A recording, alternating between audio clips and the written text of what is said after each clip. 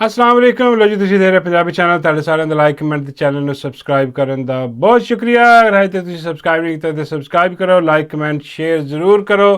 ਕਿਉਂਕਿ ਸਾਡਾ ਮੁਕਾਬਲਾ ਦਗੜ ਦੱਲਿਆਂ ਦੇ ਨਾਲ ਹੈ ਹਾਂ ਦਗੜ ਦੱਲੇ ਵੀ ਆਪਣਾ ਪੂਰਾ ਜ਼ੋਰ ਲਾ ਰਹੇ ਨੇ ਕਿ ਤੰਗ ਰੱਖਦੇ ਸਾਰਿਆਂ ਨੂੰ ਹਾਂਜੀ ਐਸੀ ਤੈਸੀ ਫੇਰ ਕਰਾ ਦੇ ਚਾਰ ਆਵਾਜ਼ਾਂ ਜਿਹੜੀਆਂ ਨਿਕਲਦੀਆਂ ਵੀ ਬੰਦ ਕਰ ਦਿਓ ਹਾਂ ਮੁਲਕ ਚਾਹੇ ਤਬਾਹੀ ਫਿਰ ਜਾਏ ਮੁਲਕ ਦੀ ਬੇੜੇ ਗਰਕ ਹੋ ਜਾਣ ਮੁਲਕ ਦੇ ਹਾਂ ਜਿਹੜੇ ਕਿ ਹੋਏ ਪਏ ਨੇ उधर कोई ध्यान नहीं देना इन्होंने और हर नवे तो नवा कट्टा जरा ना वो खोल देंगे ने रोज़ तो मज़े की गल है कि हुण तो इन्नी पछाण हो गई है सानू कट्टियां दी हाँ जेल्लै जाओ ना किते कुर्बानी ईद ते मतलब गए होने तुसीं जाके मंडी मुंडी तो नाल एक बंदा लैके जाईदा सियाणा जिहा ना बाबा हाँ वो बाबा फिर जिहड़ा ना वो जानवर चेक करदा अच्छी तरह उत्तों थल्लों अगों पिछों पूरा चेक करदा वो जानवर हाँ फिर कहता कि हाँ भी जानवर ठीक है हुण दसो फाइनल बोली की है दी हाँ वो पछाण हुंदी ना उन्होंने अजकल यह कौम सारी दी सारी वो बाबा बनी पई है हाँ ये देखते ही जरा ना जानवर हिसाब ला लैंदी है कि किधरों आया इनू किन्ने भेजिया हाँ ये मतलब दोंदा चोगा खसी है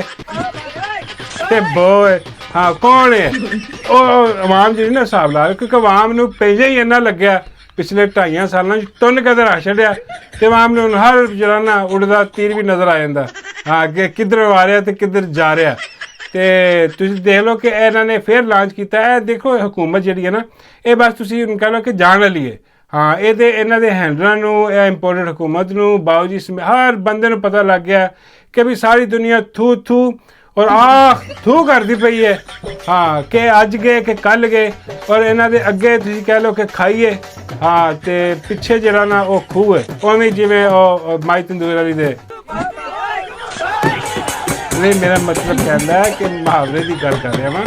कि माई तंदूर वाली दी भी इस तरह ही है ना साहब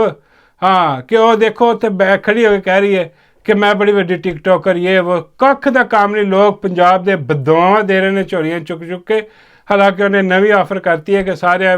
बच्चों दुध मेरे वालों हाँ मतलब की हिसाब किताब है हाँ ले फ्री मुफ्त दुध देगी पहले पता नहीं हो पैसे दिंदी थी हुण कहनी कि मुफ्त देंगी हाँ अब भाई वो ग्वालिया ने कोई हिसाब किताब ला लिया होगा वही दुध च पानी पा के जो घरों के जाता दुध उही बच्चों भी जो ना कैमिकल वाला दुध पिया देगी अल्लाह माफ़ करे और बई तू उन्होंने तलीम ते खर्च कर हाँ अजीबो गरीब किस्म की है औरत इन्हें भी पता कि अगे खाई पिछे खुआ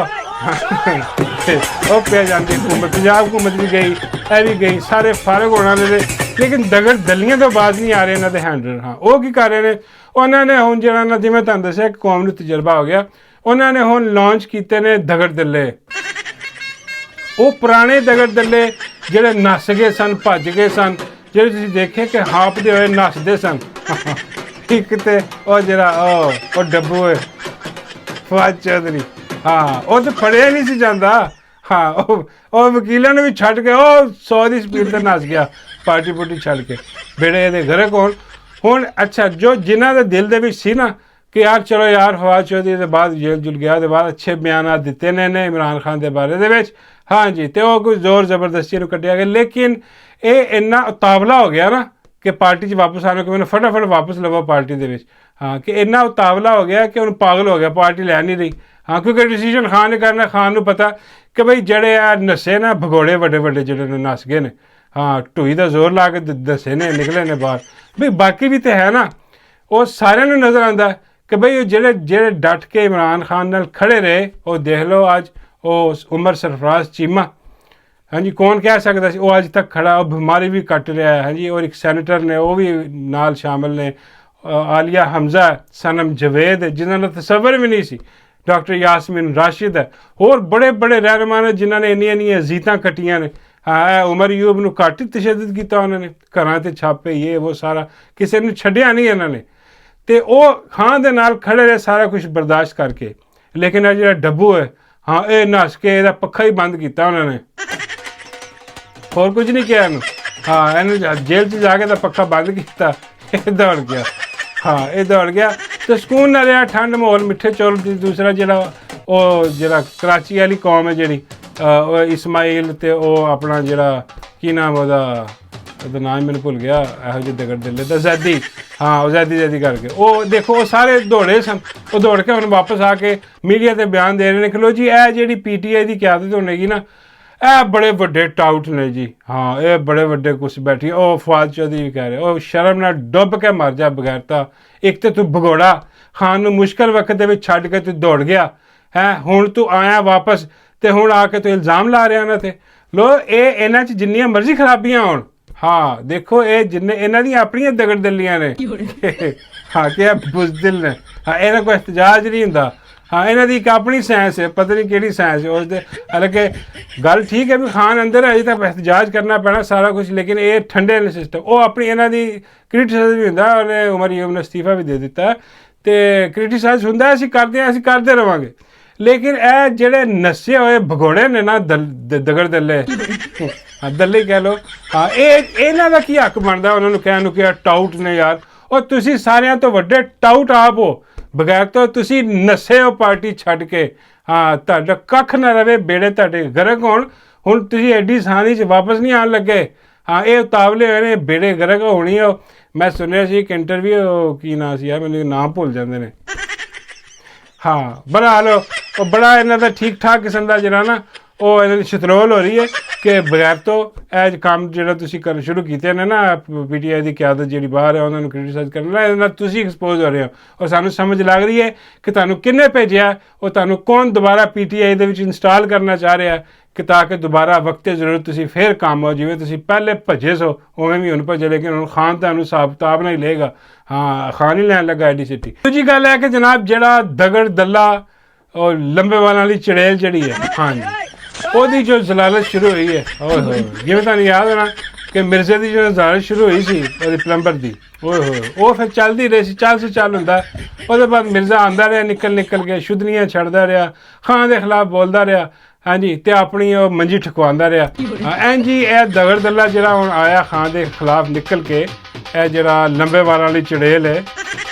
ਹਾਂ ਇਹ ਚੜੇਲ ਹੀ ਹੈ ਲੰਬੇ ਵਾਲਾਂ ਵਾਲੀ। ਪਤਾ ਨਹੀਂ ਕੌਣ ਲੋਕ ਇਹਨੂੰ ਸੁਣਦੇ ਨੇ ਅੱਲਾ ਦੀ ਕਸਮ, ਲੇਕਿਨ ਖੈਰ ਐਨੀਵੇ ਜਿਹੜੇ ਚਾਰ ਸੁਣਦੇ ਵੀ ਸੀ ਉਹ ਵੀ ਹੁਣ ਥੂ ਤੇ ਆਖ ਥੂ ਕਰਨ ਦੇ ਨੇ। ਉਹ ਅੱਜ ਫੇਰ ਨਿਕਲ ਕੇ ਆ ਗਿਆ, ਜਹਾਲਤ ਆਪਣੀ ਦਿਖਾ ਰਿਹਾ, ਹਾਂ ਜਹਾਲਤ ਦਿਖਾ ਰਿਹਾ। ਕੀ ਕਹਿ ਰਿਹਾ? ਉਹ ਕਹਿ ਰਿਹਾ ਕਿ ਜਨਾਬ ਜਿਹੜੀ 95% ਸਾਡੀ ਖਵਾਤੀਨ ਨੇ ਨਾ,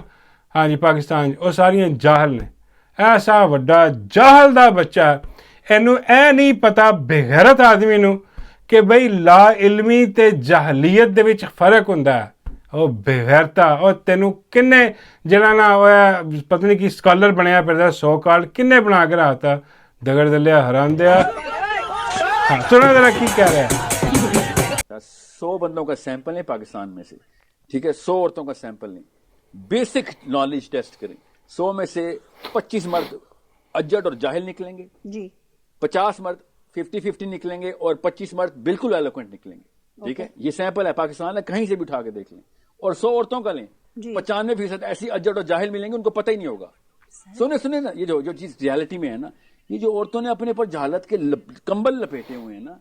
उनको ऐसा बंदा अंदाजा करो यार, तुसी अंदाजा करो इस बेगैरत आदमी दा इन्नी किहदी अकल है। ਉਹ ਸਹੀ ਗੱਲ ਹੈ ਕਿ ਜਦੋਂ ਇਹਨੇ ਲੜਾਈ ਛੇੜ ਦਿੱਤੀ ਨਾ, ਉਹਦੇ ਨਾਲ ਜਿਹਨੂੰ ਰੱਬ ਨੇ ਇੱਜ਼ਤ ਦਿੱਤੀ, ਹਾਂ ਤੇ ਇਹਨੇ ਆਪਣਾ ਜਿਹੜਾ ਨਾ ਗਿਰੇਬਾਨ ਆਪ ਹੀ ਚਾਕ ਕਰ ਲਿਆ। ਇਹਦੇ ਅੰਦਰ ਜਿਹੜੀ ਛੁਪੀ ਹੋਈ ਜਹਾਲਤ ਸੀ ਨਾ, ਉਹ ਹੁਣ ਬਾਹਰ ਆਉਣਾ ਸ਼ੁਰੂ ਹੋ ਗਈ ਹੈ। ਹੁਣ ਇਸ ਬਗੈਰਤ ਤੋਂ ਕੀ ਪੁੱਛਿਆ ਕਿ ਤੇਰੀ ਮਾਵਾਂ ਭੈਣਾਂ ਵੀ ਸਾਰੀਆਂ ਜਾਹਲ ਨੇ, और तेरी माँ जाहल है वो जिन्हें तेन इस मुकाम तक पहुँचा, जिन्हें तेन तरबियत दी, और तू उस तरबियत का भी उल्टा ही गया। हाँ, और जितने मेरा मतलब है कि जितने लोग ने जमाने दे विच, जिन्ने बड़े बड़े लोग ने और तमाम लोग जो जिन्होंने मावा ने ट्रेनिंग, उन्होंने मावा ने PhD की है, हैं या वो बड़े आलम फाजल ने उन्होंने मावा। ਉਹ ਬਈ ਇੱਕ ਲਾ ਇਲਮੀ ਅਗਰ ਦੀਨ ਦੀ ਗੱਲ ਕਰ ਰਹੇ ਹਾਂ ਕਿ ਦੀਨ ਦੇ ਵਿੱਚ ਵੀ ਇੰਨਾ ਇਲਮ ਸਾਰਿਆਂ ਨੂੰ ਹੁੰਦਾ, ਹਾਂ ਕਿ ਵੀ ਕੀ ਹਰਾਮ ਹੈ ਕੀ ਹਲਾਲ ਹੈ, हाँ जी। लेकिन यह आ गया वड्डा कि नहीं जी ये सारे जाहल ने। तो इसका की मतलब है कि जी वो पढ़िया लिखिया नहीं, वो मतलब जिन्नियां मावां ने वो सारियां जिहड़ियां उन्होंने PhD करन तो फिर वो जिहड़ियां ने जाहल नहीं कहलाणगियां। वो बई वो इन्नियां उन्हां दी तरबियत देखो, इतने इतने बच्चे उन्होंने जिहड़े जवान कीते और कितनी कितनी वड्डियां उन्होंने कारनामे अंजाम दिते, और अज भी कितने कितने कामयाब ने उन्होंने बच्चे मावां दे सारे, ਹੈ ਔਰ ਉਹ ਇਹ ਬੇਗੈਰਤ ਬੈਠਾ ਉਹਨਾਂ ਮਾਵਾਂ ਨੂੰ ਤੰਜ਼ ਕਰ ਰਿਹਾ, ਉਹਨਾਂ ਮਾਵਾਂ ਨੂੰ ਕਹਿ ਰਿਹਾ ਕਿ ਉਹ ਜਾ, ਇਹਦੀ ਆਪਣੀ ਜਹਲੀਅਤ ਸਾਹਮਣੇ ਨਿਕਲ ਕੇ ਆ ਰਹੀ ਹੈ ਇਸ ਬੇਗੈਰਤ ਦੀ। ਹਾਂ ਇਹ ਜਾ ਕੇ ਆਪਣੀ ਮਾਂ ਨੂੰ ਪੁੱਛ ਪਹਿਲੇ ਕਿ ਉਹ ਜਾਹਲ ਹੈ। ਹਾਂ ਤੇਰੇ ਘਰ ਦੀ ਜਿੰਨੀਆਂ ਔਰਤਾਂ ਨੇ ਜਾਹਲ ਨੇ। ਉਹ ਬਗੈਰਤਾ ਐਵੇਂ ਨਹੀਂ ਕਹੀਦਾ ਹੁੰਦਾ। ਹਾਂ ਇੱਕ ਹੁੰਦੀ ਹੈ ਲਾਜ ਕਿਸੇ ਚੀਜ਼ ਦੀ, ਕਿਸੇ ਨੂੰ ਗੱਲ ਦੀ ਨਾ ਇਲਮ ਹੋਵੇ